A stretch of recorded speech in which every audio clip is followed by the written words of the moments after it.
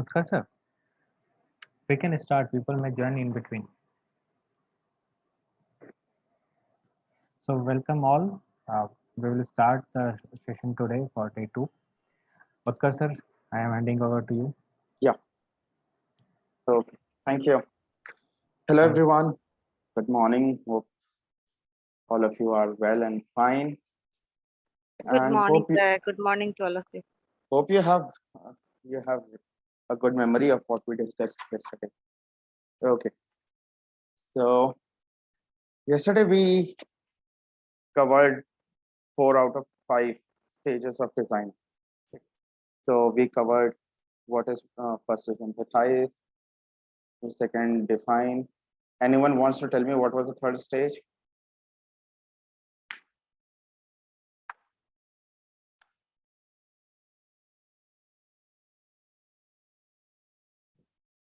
No one?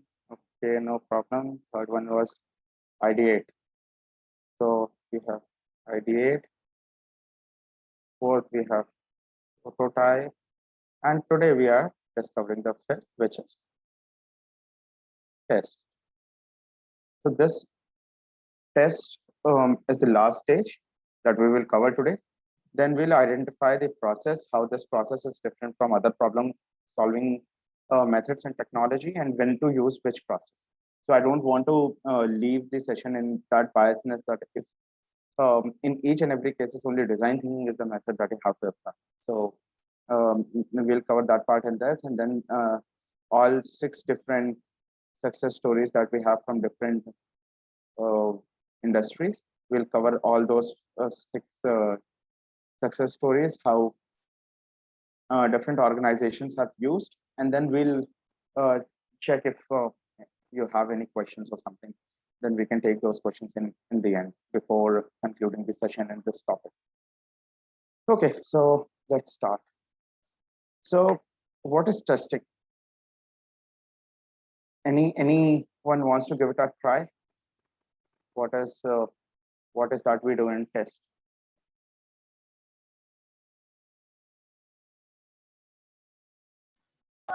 Hello. Yeah. Sir, am I audible? I'm Sakshi. Yeah, Sakshi, you are. Please go ahead. Sir, in testing, the prototype which we made in the earlier stage, that is going to be tested for the final objective which we want, and we are going to test it on the decided parameters, whether they are fulfilling those parameters or not. Perfect. So that is what testing is all about. So whatever prototype you have created, whatever assumptions you have taken, okay, whatever presumptions you have taken, along with inclusions, whatever you have included or whatever you have excluded, the exclusion. With all inclusion, exclusion, and assumptions, whatever prototype we have created, that goes to testing. Okay, and each and every time a testing is performed, it is performed against a fixed objective and a parameter. So a test module is when you solicit the feedback about prototypes you have created from your users and other opportunities to gain empathy for people you are designing for. So in this stage, it gives us a clear understanding that for whom we are creating this particular prototype, whether it is usable or not. And we can also test from those 3 angles: scalability, viability, and feasibility. So whether the solution is scalable or not, viable or not, feasible or not. So all these things we check in the testing phase. So what happened when initially design thinking was introduced? It was introduced with 4 parameters. So the very first parameter was empathize, second was ideate, third was prototype, and fourth was test.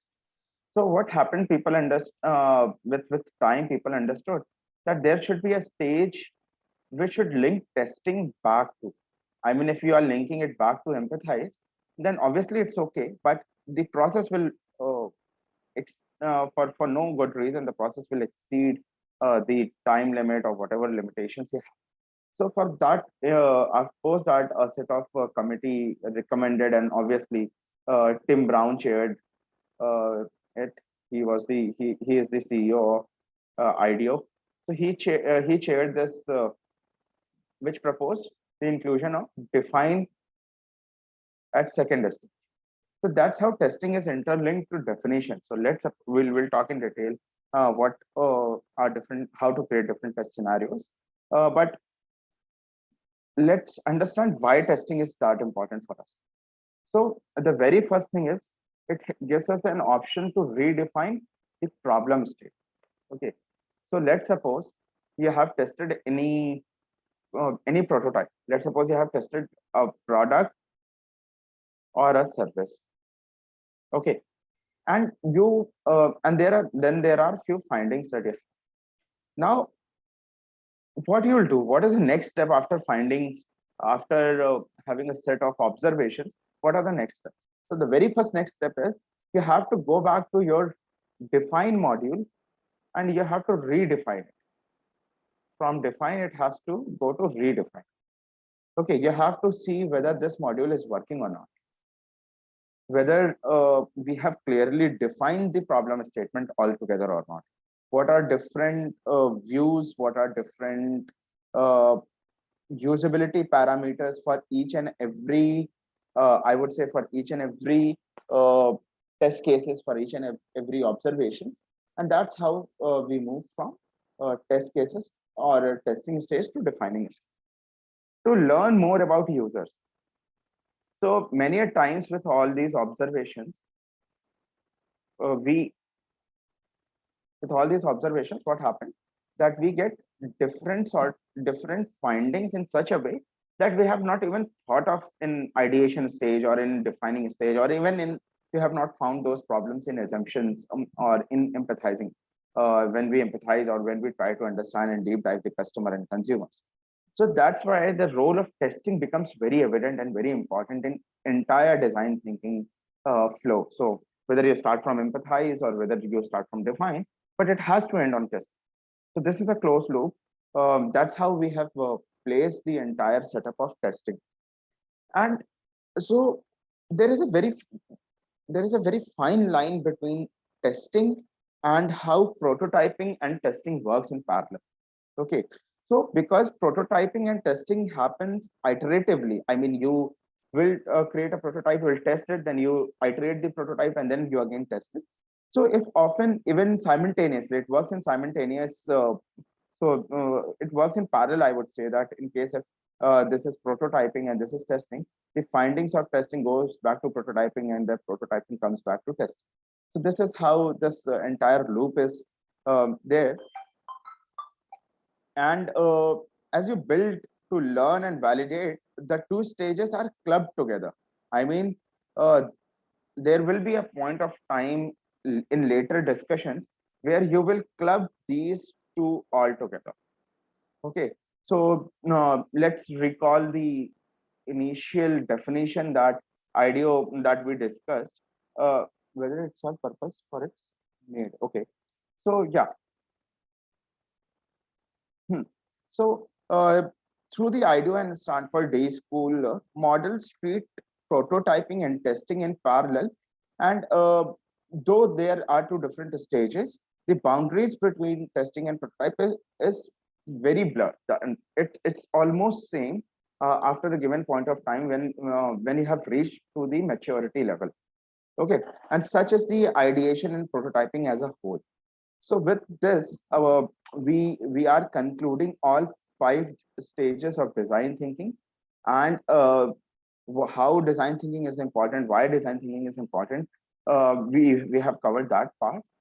So quickly, I will summarize starting from empathizing. Empathizing is all about understanding your customers, understanding your consumers, understanding what they have to offer, what their need is, what their want is, and then from empathizing, we go to next stage, which is define stage. We define the problem statement. We define different facts that we have. We define with the help of different figures that we have, and that's how we give a structured problem. From that structured problem, now we come into solutioning phase, which is ideation. In ideation, we have two different sub stages. One is where you ideate all types of possibilities that you have from solutioning side, no matter without judging it on feasibility and scalability and all those points. But in the second sub stage of ideation, you have ideation framework, where you can quickly check how many pointers you have from feasibility, scalability, viability, and all these stages, and then how you can put one solution which falls in that sweet spot of innovation. So that's how we do the ideation, and then we take the solution from ideation to prototyping in creating the physical tangible prototype. And from prototype, it comes to testing, and then the reiteration happens. So more or less, this is the entire journey of design thinking in a nutshell that we have discussed since yesterday. And today, the next thing that we'll do, I will help you understand that. Just a minute. Yeah. So I'll help you understand that how these, what are the different other problem solving techniques. Okay. So let's imagine an axis. Just okay. We have solution written on one axis. We have problem written on another axis, and then we have bifurcated these two in two parts. Everything in two parts. One is solution being known, solution being unknown, problem being known, and problem being unknown. Okay. So let's now imagine a situation where you know what problem is. Okay. And you also know what solution is. Okay. But you haven't implemented it. So the only implementation part is left. So let's take the case of vaccination in India. Okay, we know what problem is. Imagine we know what problem is. We have to vaccinate entire country. We know what solution is. We have to vaccinate the entire country. Okay, we have to give 2 doses to everyone. So the problem is known, the solution is known, and that falls under lean thinking. So lean thinking is generally being used in automobile industry when it started, and that's how the entire reasonable thinking came into picture, where a very well articulated problem statement with well set of known solutions are always present. Okay, this is largely the realm of lean thinking, where tasks are a little cheaper. You can perform solutions more faster, and techniques. So I'll give you a few examples of lean thinking. So just ping us on chat box in case if you have ever heard about these techniques, or if you have used. So one is Six Sigma. Second is we have what it called Agile. We can keep it. Scrum, we can keep it. Okay, then Kaizen. Kaizen is a very famous operational technique in case if you have used it. And then RCA, root cause analysis, is again a technique. So all these techniques fall under lean thinking. So all these are nothing but the problem solving and all process improvement techniques, and that generally falls under lean thinking. So so now let's take an example. So anyone wants to give a problem statement about which we already have few available solutions, where the problem statement is known and we have known solutions also.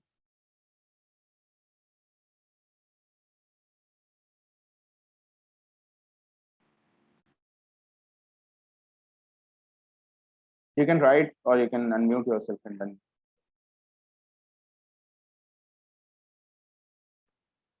No one. Okay. But this is pretty common. So you might have right now, if the recall is not there, you might later on think, and then you'll find a number of solutions for this. So from lean thinking, let's go to something known as lateral thinking. What lateral thinking is? So lateral thinking is something where the solution, where we have problem statement as known. Okay, so we have problem statement, we know what problem statement is, but we don't have clear picture of solution. Solution is not known. Solution is unknown. We have to identify the solution for these problem statements. Okay, so a very well articulated problem statement is there, and this was developed by Edward de Bono. Okay, so in this particular stage, we have to spend little bit time to understand what problem is and then create solution based on that particular problem. Okay, so if you can think from that angle, this particular from the angle of problem solving, this will come into picture when in most of government scheme where the problem is very well known, but the uh, I would say the solution is not that well known. So we have to we have to create an ecosystem where it's possible for every child in country to have basic education, problem statement well defined and well known. But we don't have uh, the solution fixed solution for it. Okay, so what we have listed all techniques of lean thinking here. I'm listing techniques of lateral thinking here. So we have discussed one, which was six thinking hats. Then second one is in case if anyone has referred a book which is known as Blue Ocean Strategy. So this entire book is based on the concept, defines the concept of lateral thinking. So these are some, and then we can have buyer persona map. So this is 1, 2, 3.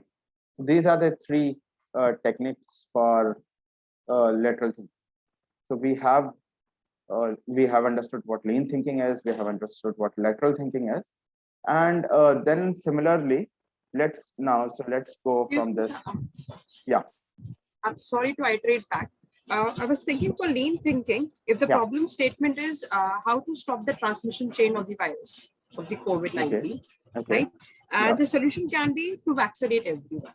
Even though we have not reached to the solution, we don't know how to reach to that solution. But Correct. can this fall in lean thinking? Because we know what the solution is.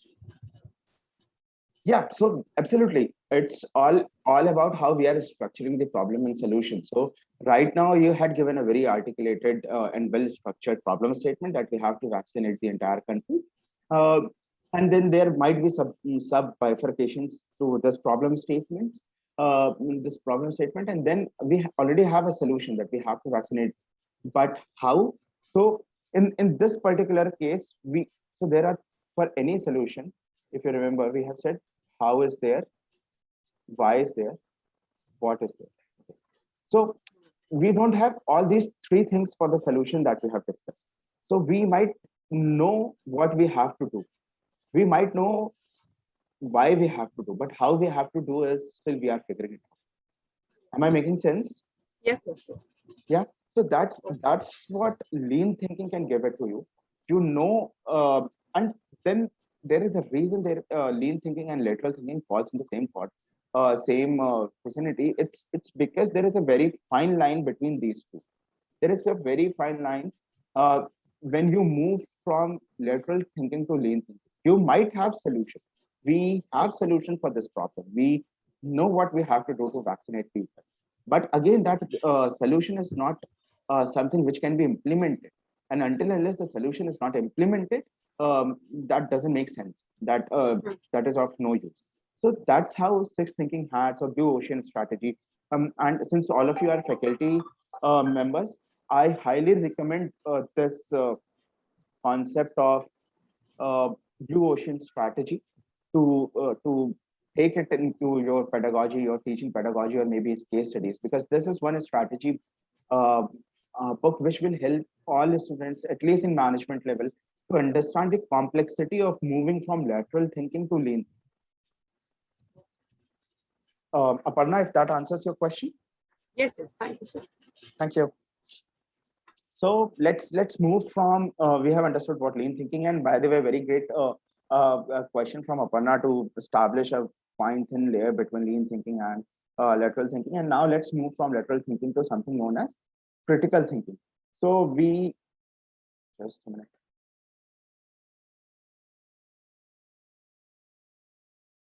I bring. Is it possible to minimize this? No. Okay, no worries. So now let's understand what critical thinking is. Many of you have heard critical thinking as one of the most important industry skill set that is required right now. So in this is a very, I would say this is a very typical sort of scenario on which B2B industry works, and especially the IT B2B industry, B2B IT B2B industry works. Okay, let me give you an example, and then we'll come to definition. We know what solution is. We know we have a technology called blockchain. Okay, but what are the use cases of blockchain? What are the different areas where blockchain can be used? We are identifying them as a world, as a technology. We are still in the exploration of different features of blockchain, and by using those features, what are the different use cases we can cater? And that's how we can say that the solution is little bit known to us, but the problem is perfectly unknown. We don't have a problem statement with us, but we know what solution is, and then we can backtrace the problem and we can see if that works. Okay, so whether lean manufacturing is connected to lean thinking. Okay, I'll answer that. Shwanu, I'll answer that. So Okay, sir. yeah, so let's understand largely the way we analyze facts, the way we analyze figures, from judgmental or aim of getting at some point, and that is entirely comes in a critical thinking. So that's the concept of critical thinking was started by Japanese as whole. They were the one who has given us the concept of critical thinking, and this is one of the skill set that they have recommended to everyone. So there is a powerful technique of this. I think most of you have heard about this technique, which is known as power of constraint, or you can say theory of constraint. Theory of constraints. Can anyone tell me what this theory of constraint is?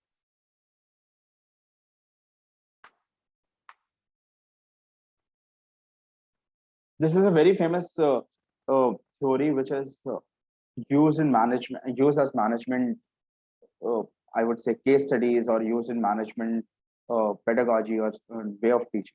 The theory of constraint is nothing but the way we find bottlenecks and constraints in the way we deal with and remove it in a longer run to establish a full-fledged ecosystem. So the notion is that once the constraint, when I say constraint, you have to understand it as a problem. Okay, when the problem is identified, the process of constraint now is solution.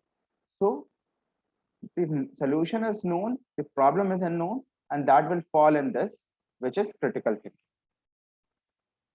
Okay, so this critical thinking is all about when we have budgets, we have people to do it, we have process to do it, then all we need to find is what are the different problems that we can solve. Okay, any questions on critical thinking? Sir. Hello, sir. Yeah.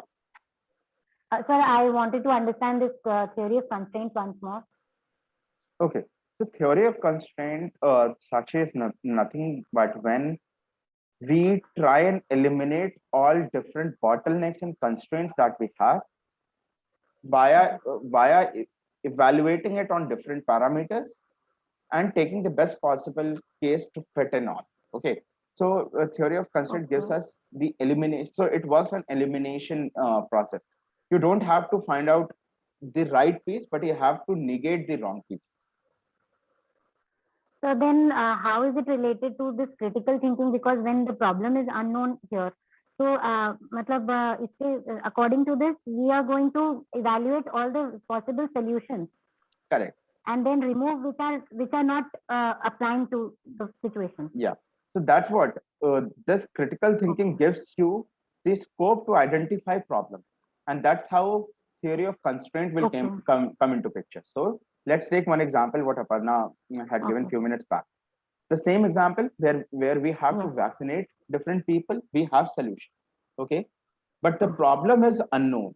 The Yeah. problem is that whether with different mutated virus, different mutated version, whether this vaccination will Mm. work on at large or not. Correct. Okay, Correct, sir. Okay. so this Yes. is the theory of constraint will apply here in such a way that it gives us the exposure to evaluate the solution based on the problem. So we have to identify one problem, which is one use case, one constraint, and then evaluate the solutions Okay. based on Okay, sir. Got it. it. And Yes, sir. Thank you. and then comes finally our own method, which is design. So we have spoken a lot on design thinking. We have talked a lot. So I won't spend much time on this, but now I'll establish a relation. So let's suppose when the problem is unknown, the solution is unknown, we don't know anything about it, then we use our own process, which is design. I'll give you one example. I'm not sure whether this has happened or not, but many a times organization will come as a case study that their sales is going down. That is one statement, just one statement. Maybe in marketing case studies, or maybe in sales and distribution case studies, maybe in strategy case studies, that their sales have gone down. There may be n number of reasons which will make this happen, which will make the sale go down. So, and then you have to make sure that the sale goes up in next year on year. Okay, so we don't know what problem statement is. We definitely don't know what solution is going to be. So in cases like this, we will go on exploration phase. We will understand the problem. We'll evaluate the problem, and that's how design thinking will come into picture, and that's how we'll use design. Okay, so this is more or less this is how this entire thing is structured. This is how uh, we can move when the problem is unknown and to the path of discovery. So design thinking gives us a path of discovery. So I am not sure how valuable this screen is to you all, since the way I have written, but in case if you want to take a screenshot of it, feel free to take it. Apologies for making it look like I don't know what it is. So let's I think but just as a request to all everyone who is here from faculty fraternity, that start using all these applications: Six Sigma, Agile, Scrum, Kaizen, RCA, Six Thinking Hat, Blue Ocean Strategy, theory of constraint, because this will help students to understand how they can solve any problem in industry. This is one of the biggest lag that we have in industry, that people who are coming out as a fresh graduates from colleges are not well equipped in such a way that if you give them a complex problem to solve, there is always a bottleneck. They don't have methods to solve that problem. No one is expected to solve complex problem in a couple of days or in 10 days or 15 days. We all know that it needs time. It needs a long road. It has a long road to cross. But they should be aware of how these problems can be solved. They should be aware of what are different methods which we can use to solve all these problems. So with this, I leave house open to a question, which is, can most of you, I mean, right now I'm sure most of you can answer, but design thinking is a linear or it is an iterative process? Can anyone answer this for me?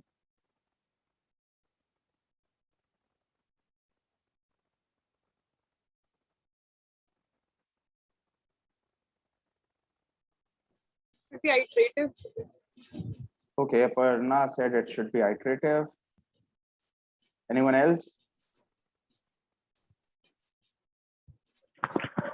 Even I feel, sir, it should be iterative.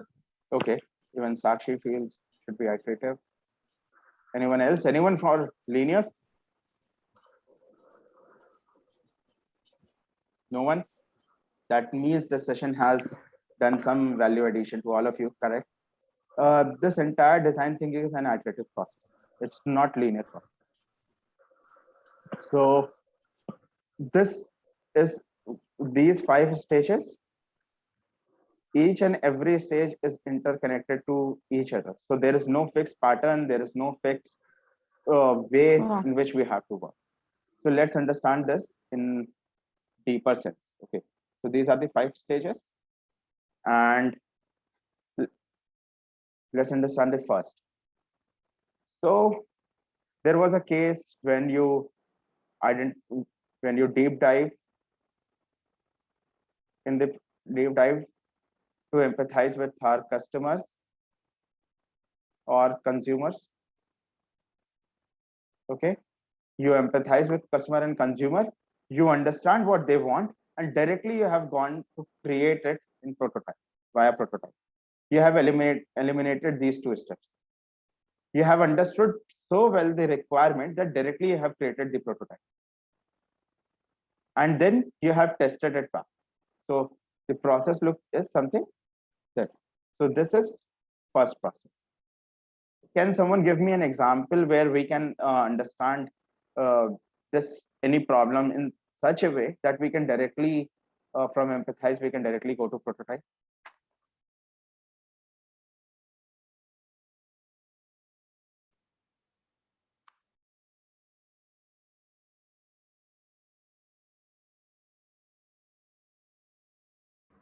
Hello. Yeah. Sir, with the help of 3D printing, I think we can go from empathize to directly to prototype. Yes, we can definitely do. Yeah. 3D printing is one way, but again 3D printing is a method. May I know your name? Sorry, I have minimized this. Chinmay. Chinmay. Okay, Chinmay. So glad you're back. So 3D printing is a method, Chinmay. I mean, it is a prototyping method. I'm asking for a use case. So let me give you a use case.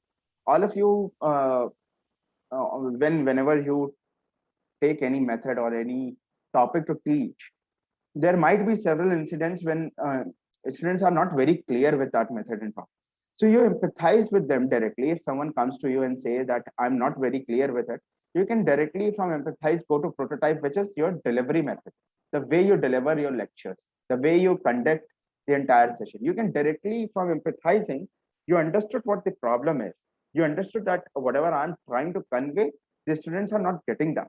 So you quickly change your way method of teaching, and then you start from prototype, and then you test it, then you deliver via that method to see whether it is helping to students or not. So this is one very layman use case. Can any one of you relate with this, whether this has happened in real with any one of you or not? Yes, sir. Yesterday I told you this problem when you asked me. Yeah, Sakshi. So that's how this is one use case where from empathize you can directly go to prototype and test. Similarly, if we can go if we so how many of you have taken the taste test in our any one of you have gone to Sula Wines, which is in Nasik? No. Okay. So or maybe sometimes when a new product is launched in market, they do a taste test where a small canopy is set and they give you free testing, maybe toffees or candies to test, and then tell them how this particular product is. So they understand the needs, and directly they are into this stage. They are testing stage actually. They are not even they have created the product and directly they are into testing. So that is again a different use case. Now let's take a different journey. So the different. Now let's suppose you have followed the path from empathize. You had gone to define. From define, you have gone to ideate to prototype, and prototype to test. Now you at testing stage you find several observations. Okay. Now you have to implement these observations. You have to implement all these. Then again you will come from test. Now since you have understood what problem is, what requirement is, you will come to define stage. You won't go to empathize again. You won't spend time on understanding customer needs again, because you had already done that. Now you will redefine your problem. This is what you will redefine your problem. Okay, so Chinmay, any example for this? This is pretty common in technology space. Yes, sir. Product testing and everything happens in such a way only, sir. Perfect. The debugging, product testing, everything happen on this level. So whenever we release a new patch with any update, that is what we have observed and what we have found in observations. We have redefined, and that's how we redefine the problem statement, and that's how we do the debugging entirely. So this might be another stage. Okay. Sir, Yeah. sir, I wanted to ask, initially when McDonald's was introduced in India, Yeah. they were offering the same taste and flavors which were used outside. So initially, I think they were not that successful. Then then again introduced Indian flavors. Just a minute, guys. I think I Yeah. have a visitor. Yeah. Okay. Yeah. Okay. Sorry. Thank you. Yeah. Sorry, Sakshi. I was no, it's okay, sir. I was asking, like McDonald's, when it was introduced in India, the flavors they were using, they were which were used in outside, like foreign. But the Indians did not like that taste, and then again they introduced it with Indian flavors. Same as with Correct. like pizza Correct. and everything. So will that apply over here in like this testing and then redefining the problem? That will Sakshi, that will apply to test and then to empathize, because they did a Okay. very huge research on what we as Indians want. There is a very Okay. famous case study that HBR has published on this, some 17 or 18 odd page case study, then how MACD did this entire research in India, that what are different flavors that we need, and that's how all this Mekalu Tikki and all this came into picture. So just to quickly summarize that case study, so they did on taste, they did on purchase power of Indian audience, they did how we eat. So we as an Indian, we don't have habit of eating Okay. alone. Yeah. Yeah, and that's how they identified that we always go in groups. We always either go with our family, we go with our friends, Correct. and eating out for us is an occasional event. So I Correct. still remember when we used to go every Sunday evening. So that was fixed. When the entire family get together will happen on every Sunday evening, and we used to go out and eat dosa and all those things. So that is a pretty obvious behavior of Indian families, and that's how they defined their product top line and bottom line. So that's how they give Okay. given these. Now let's Okay. take the third flow. The third flow is this yellow one, where from prototype we can go to ideate. So we had ideated, we had found a perfect solution to our knowledge. We have created a prototype. Now in prototype stage itself, we came to there are few observations, or we understood that no, this won't work. This is not something that we should go ahead with. Then we'll again go back to ideate stage and rethink of the solution that we have found. Rethink on different parameters, take it on different parameters, understand how whether this is the perfect fit or we need to do some moderation, iteration in that. So that's how this particular use case will fall in. Okay, so let's take an example. When any, or right now there is a huge surge in demand of EV vehicle, electronic vehicles, and how they are working, they are creating prototype, and then they are going back to ideation stage or defining a stage to understand that what additional features they need to have. So that's how this entire industry is working, which is iterative and prototype. And then next could be for, again, from empathize itself, we can directly go to ideation stage. So we understood what people need, and now we are directly into solutioning stage. We have not defined the problem. But as a beginner to all of you, I would recommend each and every one of you to follow all these 5 stages, no matter how simple or how large or how complex problem you are solving. Please follow all these stages, from empathize to define to ideate to prototype, because this will give you a perfect understanding of solution and perfect knowledge of problem that you are creating.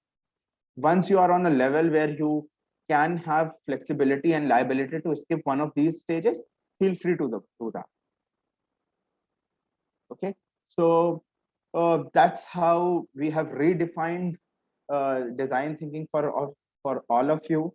We have understood what design thinking is. We have understood what different stages are, what importance it has, then what are the different implementation tools that it has, from empathy to testing to prototyping. And that's how we have defined that it's not a linear process. It is an iterative process. We can go back to any stage where we want. So this brings to the last segment of this entire design thinking session in FTP, the one we have. So before we start this, anyone who has read anything on design thinking, maybe post our lecture, post our session yesterday? Hello. Hello. Yes, sir. I want to thank you for such an enlightening session. Means I had no idea of design thinking before, but it really helped me to understand it from very basics to advanced level, sir. I have 2 specific questions, sir. Yeah. One is that there are something known as UX design thinking. There are a lot of jobs available. What is this? And second, can you suggest some book so that we can I'll read do that. it and that can help us? Yeah, I'll do that. Yes, sir. These 2 things. Okay. Chinmay, correct? Yes, sir. Yes. We'll come back to questions. These 2 questions, Chinmay, after half an hour.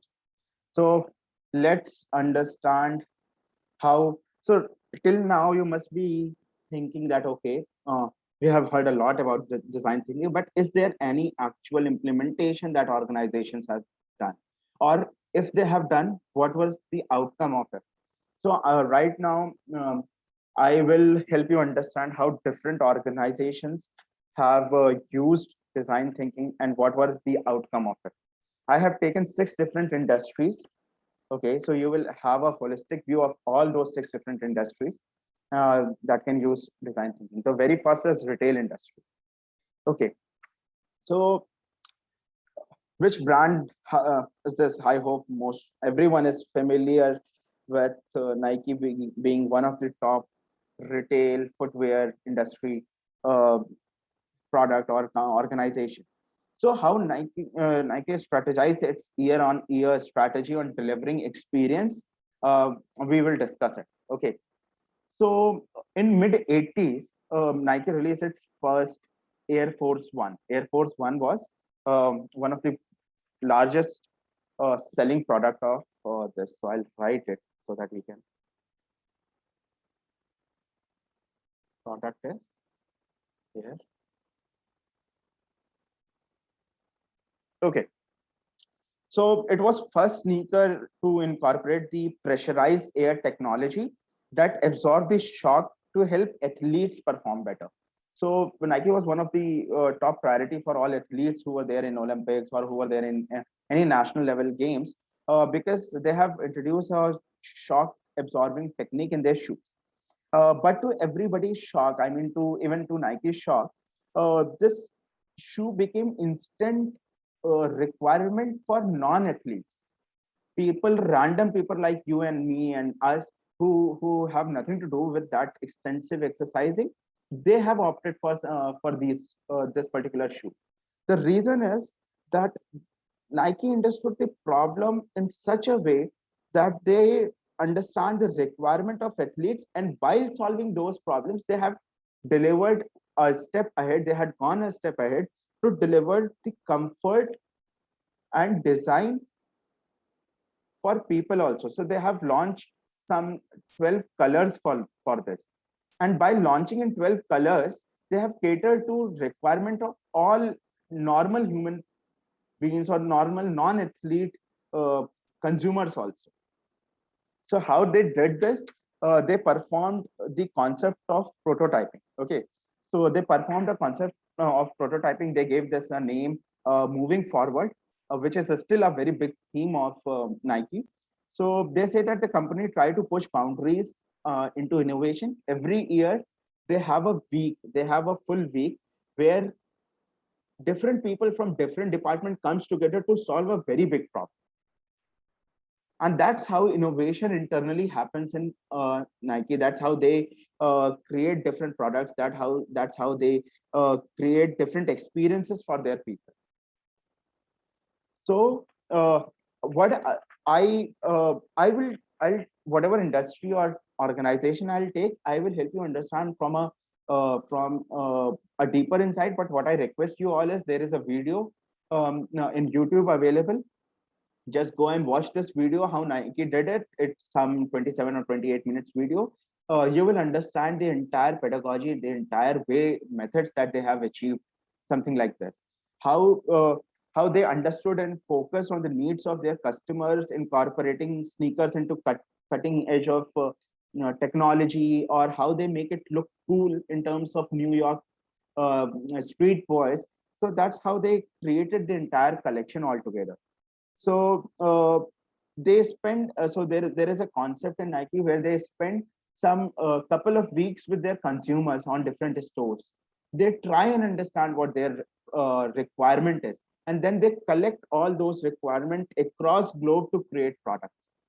The shoe that Nike is selling in India very might be possible that the same product might not be available in New York, because the requirement of an Indian audience is might differ from requirement of someone who's living in New York. So that's the way they understood the entire requirement, and this was possible by design thinking. There is a department led by I don't recall his. I think his name is Kith Finch. Yeah, Kith Finch. So there is a department led by Kith Finch who owns the experience lab in Nike, and that's how the entire product development works. So this was our first case study on retail industry. There are many more retail industry. I'll give you, for example, P&G does this. Then in FMCG industry does this.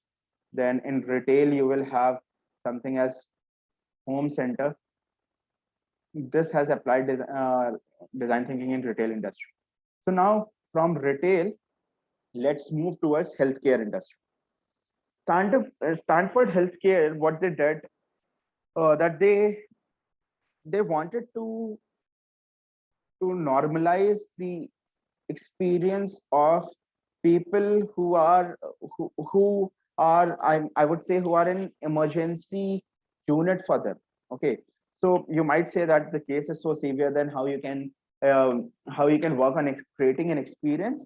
But what they did, that let's suppose in case of anyone walking in emergency, because of normal OPD is not available at that point of time, how they can give a better experience to that person and the caretakers is something that Stanford Healthcare did, and I will talk in detail about this.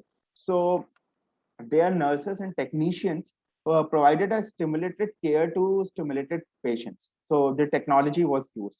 The exercise that they did was a 2-day exercise on design thinking, and again this was done in collaboration with IDEO and Stanford. So their goal was to find ways to improve the patient experience in the hospital's emergency department. Okay, so problem statement was very clear. Now what they use empathy as a key element of design thinking, a step-by-step approach of problem solving, which involves observing and interviewing people as they go through the experience. And then they're using information to prototype and test way forward by improving their products and improving their service or the entire steps for giving the treatment. That's how they so when they interviewed patients first, and then they interviewed the family members also. On first day of class, the students were asked to interview patients and families about their experiences with medical care. Later that day, they took part in exercise where they accumulated whatever observations they have received. So once they had the observations, and what was the outcome of this exercise? So they understood the expectations of patients. So, and any guess what patients wanted as one of the highest requests that they received? Anyone wants to take a wild guess? And this was pretty common in the second wave that we saw right now. The second COVID wave, this was one statement that came out very profoundly. Sir, availability of resources, medical resources. No, so we are talking about Stanford Healthcare. That is one of the best in the entire world. So resources were already there. The top-notch doctors were there. Resource crunch is not the case. Patients wanted to have a information flow to their family members.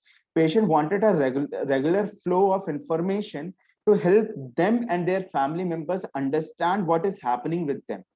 And they wanted to communicate to their care providers that what actual scenario is and what actual condition is.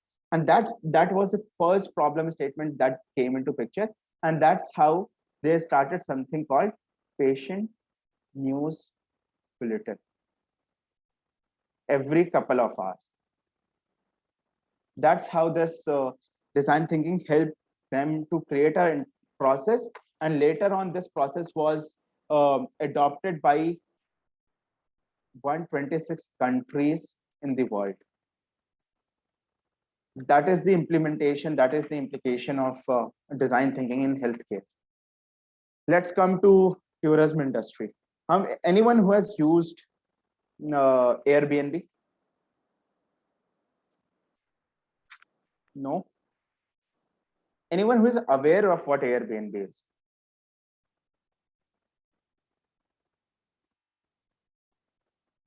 No. Okay. Airbnb provides us affordable stays. So it's home stays. Okay. So this is again something where you can own a villa or an apartment for a couple of days, and people can stay there. They can cook their food and all those things.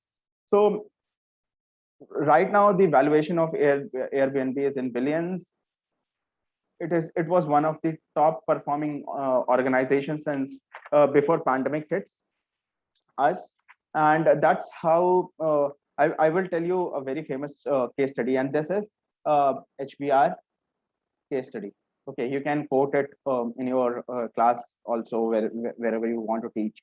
So Airbnb was about to close. This organization was about to close. This organization, they don't have any customers. They don't had footfalls, and all those things were happening. Their sales was going down.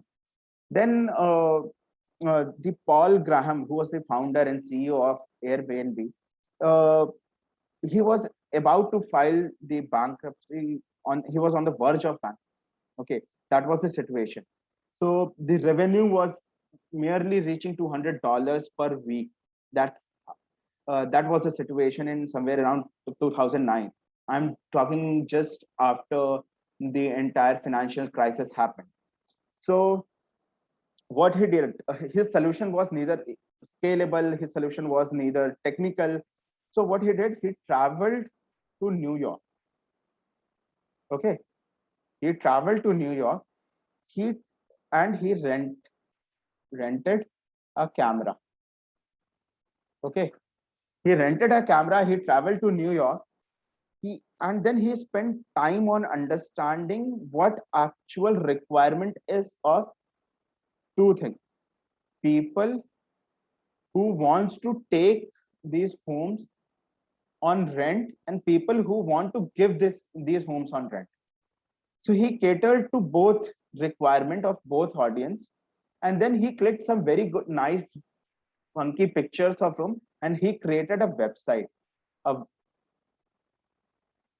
Okay, and when he started this entire exercise, this entire practice, he followed for 3 months, and within 3 months, post 3 months, the from $200, he started with $400 per week, gradually increasing the his size, his audience size, and later on, this became one of the very famous case studies, because right now Airbnb is available in 192 countries, 34,000 cities, and it's catering to 40 million people.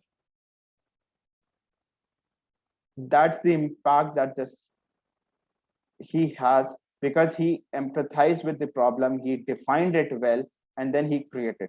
So in IDEO case study, you will find this case study. In HBR, Stanford, you will find this case study. If you want to read more, there are tons of material available about how Airbnb has done this. You can write all these names and then read about how these organizations did and how they used design. Okay. Banking industry, very famous, the industry from where I belong to. So I will take an example of Citi. So BFSI is one industry which has many stakeholders. There is a regulatory stakeholder, there is a compliance stakeholder, there are different aggregators, there are different, I would say, accelerators available. So Citi had a problem. Citi had a problem of delivering the experience. So in 2015, Citi launched its fintech unit. Okay, so fintech unit, 2015. So Citi launched its fintech unit, and that's how they started understanding the in-house innovation.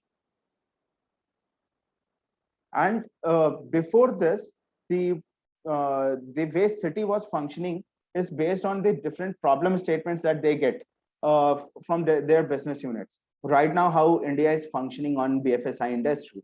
But post setting up this fintech unit, they started proactively looking for problem statements, and that's how they increased their revenue by 18% in 2016, just in 1 year. And that was the impact of changing the process and inclusion of design thinking. That is the impact that this particular method will have on you. How many of you know Indra Nooyi? I think everyone knows. Yeah. Finally, I got an answer of a question everyone knows. So Indra Nooyi is one of very famous CEO. She is someone who I admire a lot from strategy point, because she is someone who is never afraid of taking bold decisions. She led PepsiCo over a long period of time. She is the one who is a torch bearer of having women in different CXO level. So let's understand what she did to bring innovation in PepsiCo. So year is 2012. Indra Nooyi is talking to her extended CXO team, the chief design officer, chief experience officer, and all those. And then she understood a problem that innovation and design experience to their consumers and customers can be only delivered via shelf, because PepsiCo is in beverages, it's in FMCG field, so they don't have the flexibility of setting up a huge store where you can just walk in and buy one Coke and come out of it. Okay, so that's how this entire thing is started. That's how the entire concept of design thinking started. And then she bought, just a minute.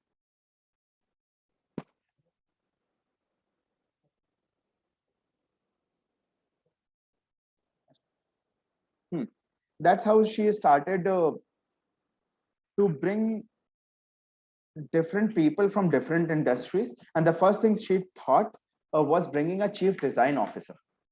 Okay, So I am reading now one snippet from her interview. I'm referring to one snippet of her interview that she gave to Harvard and Stanford collectively. So she started one of her direct reportees, and she created a photo album and asked for a camera.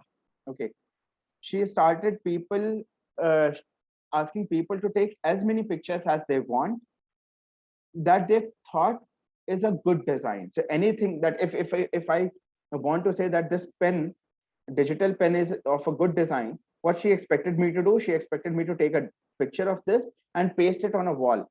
So that wall is known as design wall for them.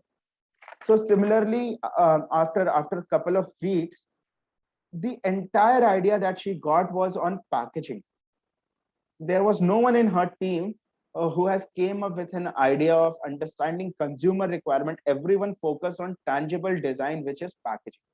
And that's how she defined the problem statement, that should we go for a different packaging altogether, or should we realize what is a deeper insight required to create our product? And that's how she bought someone known as Murako, who is chief design officer, one of very famous chief design officer in the industry. And that's how the entire team worked for continuous 2 years to deliver the shelf and post product experience. So I am not sure whether you have seen or not. So there is this touch screen for Pepsi Spire that they have established in different airports, where you can just you can stand in front of it and just conversate that what you want, and it will give you the brand of so that's how they started delivering the experience to their consumers. That's how and once they understand what their requirement was, then they came up with different tastes and different flavors of their right now you might know that Pepsi is available in 2-3 different flavors. Dew is available, sugar free, and all those. Diet Coke is available. So that's how she started working on all those things. And parallelly, she understood that there is a huge requirement for people to understand that design is not only about product aesthetics, it's also about service. That's how she established this entire understanding. And there is a understanding, and that also helped them to launch a different product. So I'll take example of Sun Chips. So Sun Chips is one of their product, and it's something like this square shape products, which is 1 inch by 1 inch. Okay, 1 inch by 1 inch. So the design of this 1 inch by 1 inch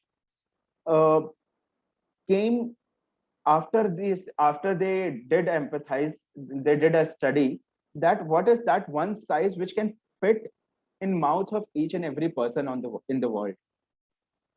So right now, if we can recall the Uncle Chips that we have, they might have one piece like this, they might have another piece like this, they might have another piece like this.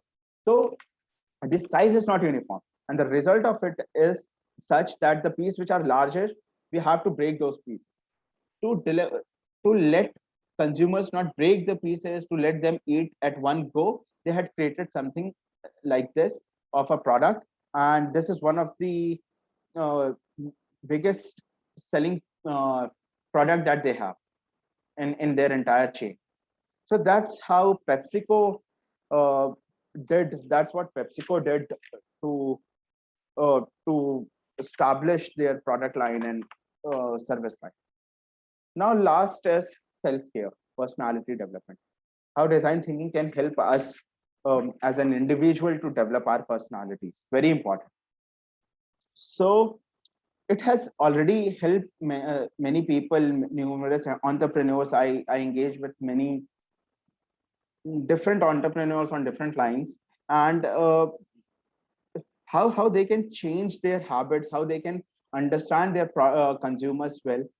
So let's take one example, which again, this study I'm quoting from Stanford Healthcare only.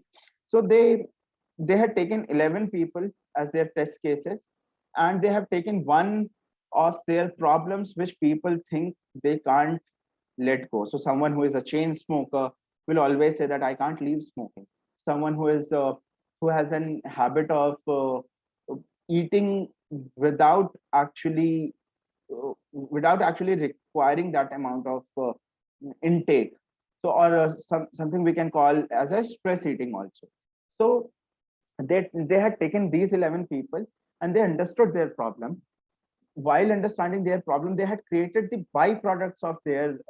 So if someone is a chain smoker, they had created a non-nicotine sort of smoking products for them. If someone who has a habit of eating regularly, they had created a specific calorie set of products with them for them, and that's how they have delivered a 21-day case study with all these 11 people. And the outcome of this entire exercise, that by the end of the 21st day, most of them were in position that they had started thinking that they can let it go, their habits. They can understand what are the alternatives of those. And one finding I will quote, which later on came into market as non-nicotine smokers, cigarettes or whatever pack are available. So the different medicines that are available to cater this particular segment.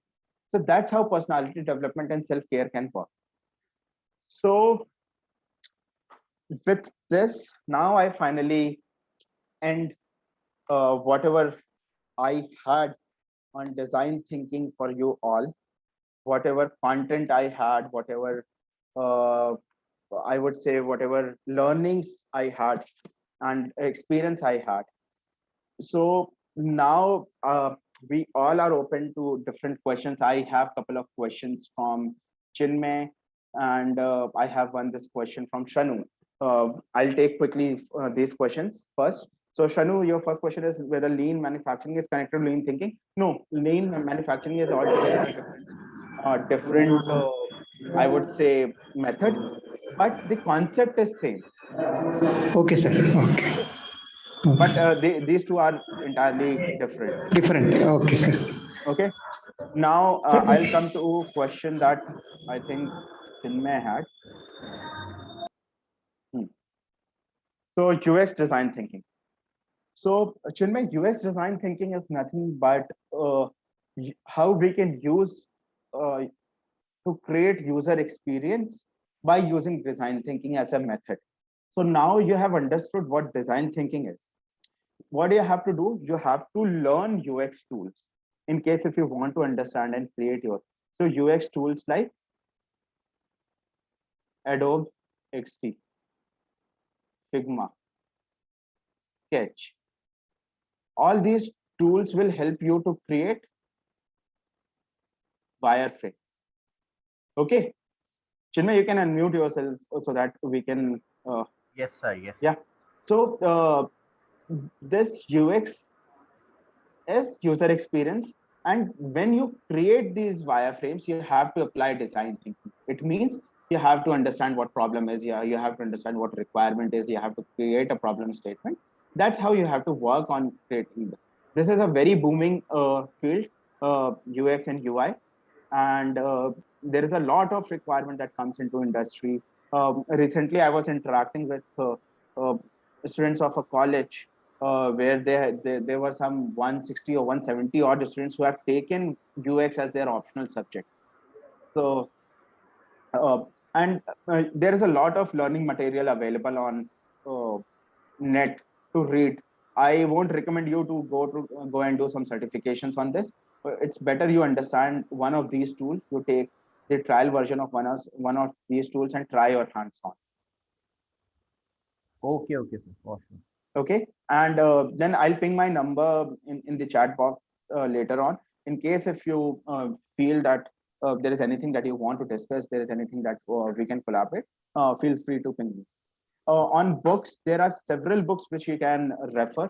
There are several articles that you can refer. What I will do, I will mail a reference material to the organizing committee of this FTP, and they can probably mail you back, mail all of you what contents you need to refer in case if you want to read more about design thinking. That will help.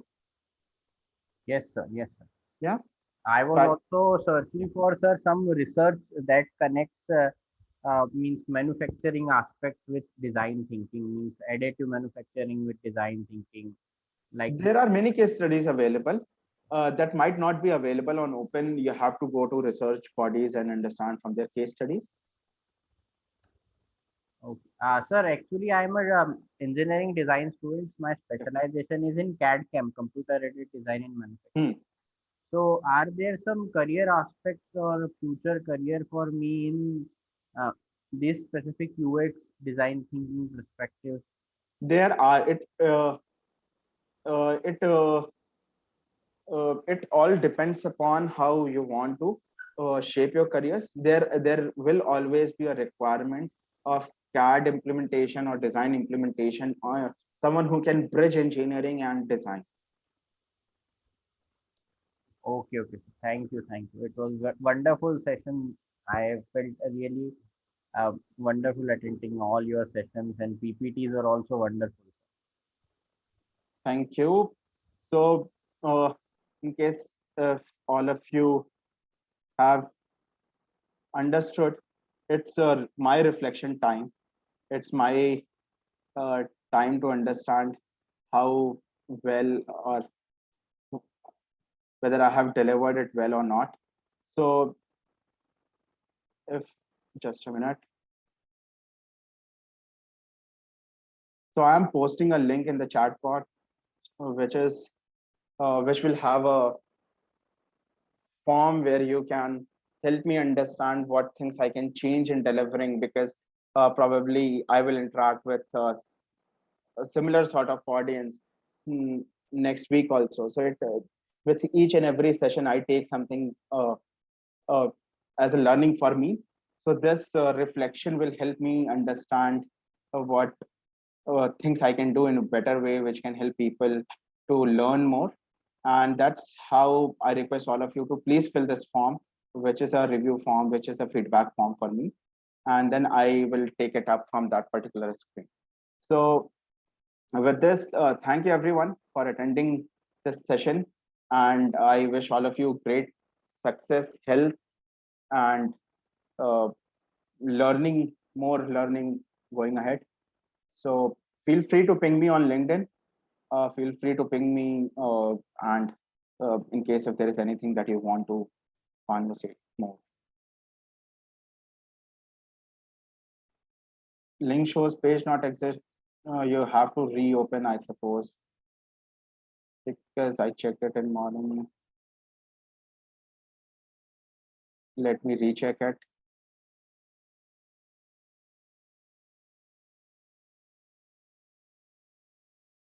There might be some. So what I'll do, I will resend this link to the organizing body. Please fill the feedbacks that you can give, and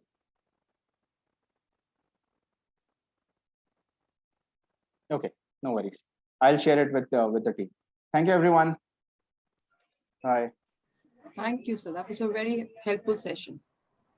Thank you, Utkarsh sir, for nice session. Mr. Amit, can you please share the link? Oh yeah, it is there. It is for attendance.